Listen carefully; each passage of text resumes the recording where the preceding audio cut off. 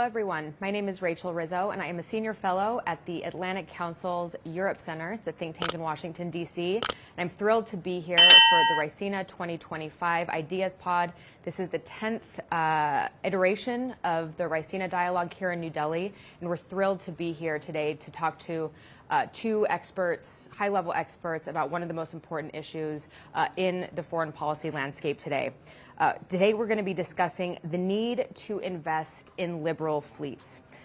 This session will examine the geopolitical implications of China's dominance in shipping and maritime infrastructure, and we're going to explore for 15 or 20 minutes just how global trade dynamics are shifting and what policies might be necessary to ensure a more diversified and secure maritime future. And again, we have two perfect experts to have this discussion with us today. To my immediate right is Mr. Sanjeev Sanyal, who is a member of the Economic Advisory Council of the Prime Minister here in India. So thank you, sir, for being with us today. We also have Mr. Brent Sadler, who is a senior research fellow with the Naval Warfare and Advanced Technology Allison Center for National Security at the Heritage Foundation. Sorry, that's a long title, based in Washington, D.C. So thank you both for being with us today. I'm excited to jump into it. Brent, I want to start with you. You know, we have a new administration in the U.S. It's very much focused on China and the Indo-Pacific. We have a new shipbuilding office in the White House, which I think we haven't had that before in the United States. You know, we talk about the political implication of Chinese maritime dominance, but can you explain a little bit how we're seeing that play out? And what does this actually look like on the global stage? What steps is China taking to really take control of shipping and maritime infrastructure? Well, great, and again, I really appreciate the chance to talk about probably one of the most significant strategic challenges facing the United States, but also many of our allies and partners. China effectively controls the terms of trade through a network of strategically positioned ports, either owned outright or operated by Chinese Communist Party, but also the largest shipbuilder and shipping enterprises in the world right now. So they control the terms of trade. And for the United States, with less than 80 ships flagged and crewed by American citizens, we are reliant, unfortunately, on those countries that are not very friendly to us. And so the way this plays out is it would feel like a sanction, or it would feel like a delay of goods coming to the United States and store shelves going bare. Or if you are a company and you need parts for whatever you're producing in the United States, but you rely on components from China, they may not show up in time to keep your factories functioning. So there's a very direct effect. It can either come very quietly and covertly to make perhaps a political message from the Chinese Communist Party, or it could be extremely and very explicitly preventing ships to dock in ports to take on cargo, or ships coming to the United States, period. I want to draw on something that you just said. You said there are fewer than 80 U.S. flagged ships. Can you build that out a little bit and explain a little bit to our audience what you mean? So when you have a flagship, that gives the government some control and taxing and regulatory control over it. When you have a crew that's from your country, now you have people that are loyal to your country or that you have the authority over. So when you have a ship that doesn't have either of those, you have very little authority and certainly no control. The ownership, of course, also plays into this as well. Right now, the United States, if it got itself into a war or a crisis, and it only had ships that it could rely on, you're looking at 80 that are involved in international trade. It has a lot more ships, but they go up and down the Mississippi river system, intercoastal highway. They should not count when it comes into geopolitical kind of pressure campaigns or war that the country could find itself in. And that's less than 80, and it's rapidly going down. That surprises me. I didn't realize it was so few. Mr. Sanyal, I'd like to come to you to sort of build on Brent's answer, especially how you see from where you're sitting on how China is enhancing its military capabilities through maritime industry control. What do you think this means for global security, and how are you looking at this specifically from your perch here in Delhi, in India? So we have a very similar problem as the US. Something like over 90% of our merchandise trade is done on ships which we, like the US, have little to no control over. We are actually slightly better positioned than the US because we have about 480 such ships. But the fact of the matter is that's nothing compared to what is needed. The bigger problem is that this is not just the current situation that is bad. The pipeline is just as bad, if not worse. So over 50% of all the ships being currently built in the world is actually being built in China. And then if you include Korea and Japan, you end up with some 95% odd percent of all the ships being built on the planet are built in that tiny space in the East Asia. India builds about some 0.5% of the world's ships. Now that's ridiculous because we have every ingredient needed to be a real serious shipbuilding country. We have the coastline, we have the technology, we build nuclear submarines and aircraft carriers. I'm sure we can build oil tankers.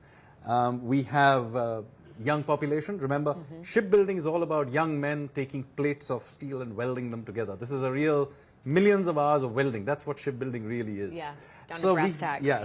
So this is basically an industry that is made for us. We have the steel, the young men, the needed for it, the coastline, and the domestic demand for these ships.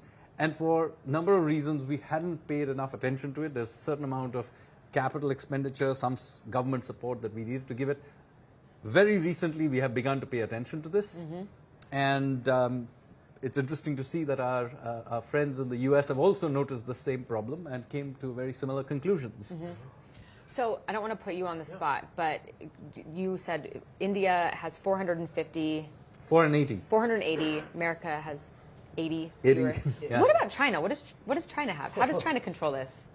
So China's, always include Hong Kong. And so if you look in like the UN track records, they break out the People's Republic of China and they have Hong Kong separate, but you should always put the two together. And on some metrics of like tonnage, number of ships greater than 1,000 tons, you're looking at over 6,000 ships. That's the number one in the world. Okay, by far it seems. And the containers. So it's not just ship. If you take the containers, they have a very high proportion of that as well. And have we seen China exert its economic influence through maritime control up until this point? Like, is that something that maybe India or maybe the U.S. has experienced firsthand and has experienced the potential economic implications of this? Maybe, Mr. Sanyal, I'll start with you. So you do see it in a soft sort of way because when there are, for example, container shortages, you'll be pushed down the preference list if you happen to be an exporter who's competing with a Chinese company or something like that. Those kinds of things have happened. We saw that, for example, during the spike up just after COVID and so on. So we have had that. Nothing serious yet. Okay. But I don't advocate waiting till it becomes that bad. The situation is such that we really need to rebuild our fleets. We used to have a problem with India not having great ports, but now our ports are decent. We're building a massive new port just north of Mumbai called Vadhavan, which will be bigger than all our current ports put together. So the ports part of shipping, we are fixing. There are other bits of the shipping thing we are also fixing. But the bit that we haven't fixed is the business of actually physically building ships and owning these ships. So we're not just shipbuilding, but also fixing flagging, ownership, all these kinds of things, so that these ships don't end up in flags of convenience of various kinds where we have no control over them. So recently, for example, we've created a maritime fund. We're just in the process of creating it. We have made ships, large ships, as infrastructure, which allows our banks to give them very long loans. Okay. There are 4 laws currently in Parliament which change some of these ownership flagging type stuff. We'll change a few more. So the point is we are paying a great deal of attention to this. We are very pleased to see that America too is doing that, and I can talk about it later. I have some ideas about how maybe we should collaborate on this issue. I want to get to that. So Brent, I want to turn to you first, and if possible, can you talk a little bit about how the new administration in the United States, how the Trump administration is approaching this issue, how it's moving to counter China's maritime dominance? I mentioned the shipbuilding office in the White House. There's that. What else? What does that look like? Well, if you go back about a year, there was the Ships for America Act. Okay. And so while India may have 4 laws, we've kind of taken and worked on pulling into a comprehensive approach. It's what works for the United States in our circumstances. And so there's 4 elements of it. So there's this law. Okay. You have in the NSC, the National Security Council, you have a maritime office, and I believe this is what President Trump was referring to, but there still is this congressional job, a position of a maritime czar. And it'll probably sit somewhere in between, co-equal to the National Security Advisor that heads the National Security Council and the National Economic Council. Because in shipping, there is a geostrategic aspect. There's a security and there's an economic piece to this. And so there's still more coming. There's also been a lot of talk about executive orders, and it appears that that will lead the legislation that will come probably in the next month or two, the Ships for America Act. Okay. And then, Mr. Sanyal, to you, you mentioned earlier that you had some ideas on maybe how the U.S. and India should be collaborating on these issues. So in fact, this is not only an issue just for U.S. and India, it's actually a problem for the Quad. The Australians need ships. But they have literally no way of building it. They don't have the ecosystem, they don't have the people, they don't have the steel, and they don't even have the size of a country to get serious shipbuilding going. The Japanese, ironically, do have a shipbuilding industry, so they have the ecosystem, but it is rapidly dying out. In fact, that is where the Chinese got all their new orders from, by basically grabbing it away from the Japanese.